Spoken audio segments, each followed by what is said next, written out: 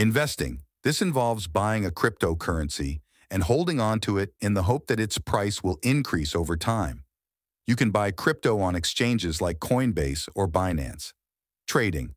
This involves buying and selling cryptocurrency frequently in an attempt to profit from short-term price movements. This can be risky, especially for beginners. Staking. Some cryptocurrencies use a proof-of-stake system to validate transactions. By staking your coins, you can help to secure the network and earn rewards in the form of new coins. Yield farming. This is a more advanced way of earning interest on your cryptocurrency. It involves lending your crypto to DeFi platforms, which then use it to provide liquidity for other users. Play-to-earn games. These are a new type of game that allows you to earn cryptocurrency by playing.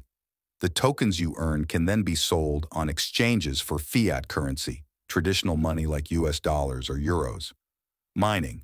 This is the process of validating transactions on a blockchain network and earning new coins as a reward.